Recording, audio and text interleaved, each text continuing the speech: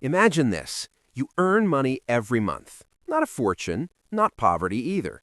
And yet, by the 20th day of the month, your bank balance is already gasping for air.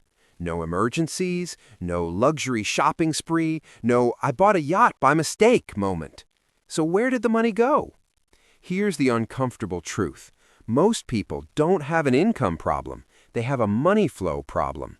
And today, we're going to fix that using one rule that looks boring but quietly decides who stays broke and who builds wealth. The 50-30-20 rule. But not the Instagram version, the real monthly income, real life version. The 50-30-20 rule. Not as a slogan, not as a chart, but as a monthly mechanism you can actually feel working. Because once you see the math play out over time, the uncomfortable part isn't how hard saving is, it's how predictable failure has been. Let's start with a person who thinks they're doing fine. They earn a steady monthly income. Let's call it $100,000. Again, the number doesn't matter. That $100,000 arrives on day one, and immediately the month starts charging rent. Rent doesn't wait for motivation. Electricity doesn't care about intentions. Transport, groceries, phone bills, they don't negotiate. This is where most people already make their first mistake. They treat all money as the same. Every rupee gets the same priority. Every expense competes in the same mental space. But money doesn't behave that way in reality. Some expenses are aggressive. Others are passive. Some scream. Others whisper. And the whispering ones are usually the most dangerous. The 50-30-20 rule starts by admitting something uncomfortable. Not all spending is equal, and pretending it is guarantees chaos. So it draws 3 invisible boxes inside your income, not to restrict you, but to stop money from lying to you. The first box is boring and unavoidable, 50%. This is survival money. If you disappeared for a month, this is what would still need to be paid. Rent, basic food, utilities, transport, minimum debt payments, internet, phone. Not upgrades, not convenience, not comfort, just continuity. In our example, 50% of 100,000 is 50,000. This number is not aspirational, it's diagnostic. Because here's the first uncomfortable reveal. If your survival costs are already more than 50%, saving is not your problem. Your fixed life structure is. High rent, too many EMIs, commitments locked in during better times. This is why telling people to just save more fails. You can't out-discipline math, and math doesn't care about effort. Most financial stress doesn't come from low income. It comes from high fixed costs. That's not judgment, it's mechanics. The rule doesn't shame you for this, it exposes it. Now comes the part everyone understands and still gets wrong. 30%. Lifestyle money. The category that quietly eats everything. In our example, 30% is 30,000. This is where life happens. Eating out, shopping, entertainment, subscriptions, travel, small rewards for surviving the week. Here's the irony. This category is supposed to make life enjoyable, but for most people it becomes the source of anxiety because it doesn't feel like spending, it feels like living, and that's dangerous. Lifestyle spending is elastic. It expands to fill whatever space you give it. Raise your income, it stretches. Lower your income, it resists shrinking. That's not a personal flaw, that's behavioral economics.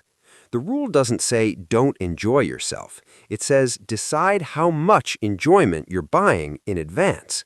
Because enjoyment without boundaries doesn't feel like freedom. It feels like confusion. This is where people accidentally steal from their future. Not in one dramatic moment, but in dozens of small, reasonable ones. And now we reach the part people avoid looking at directly. 20%, the quiet category. The future category, savings, investments, emergency buffer, extra debt repayment. In our example, 20,000. Here's a mistake almost everyone makes. They treat this as optional. They save whatever survives the month, which is usually nothing, because spending is loud and the future is silent. The rule flips that relationship. This money moves first, not because you're disciplined, but because once it's gone, it can't be argued with. You don't save what's left, you spend what's left. That single shift changes everything because it removes negotiation. Now let's pause, because this is where the skepticism kicks in. At this point, someone always says, this doesn't work for people like me. Too little income, too many responsibilities, too much pressure. And sometimes they're right, but not for the reason they think. The rule is not a moral standard, it's a measuring tool. If 20% feels impossible, that information matters. It tells you where reality is breaking. Maybe savings start at 5%, maybe 10%. The number less important than the direction. Because zero savings isn't neutral, it's fragile. It means every surprise becomes a crisis. And here's the part no one likes admitting. The absence of savings doesn't just limit your future, it controls your present. You tolerate bad jobs longer, you delay decisions, you avoid risk, not because you're cautious, but because you're cornered. Savings isn't about being rich, it's about not being trapped. Now zoom out. Most people don't experience money monthly. They experience it emotionally. Relief, then comfort, then anxiety, then denial. The rule interrupts that cycle, not by making you perfect, but by making money predictable. Predictability reduces fear. Fear is expensive. Let's look at what happens over time. Month 1, nothing magical. You just notice friction. Month 3, spending feels intentional. You start recognizing patterns. Month 6, something subtle changes. You stop asking, can I afford this? And start asking, which box does this come from?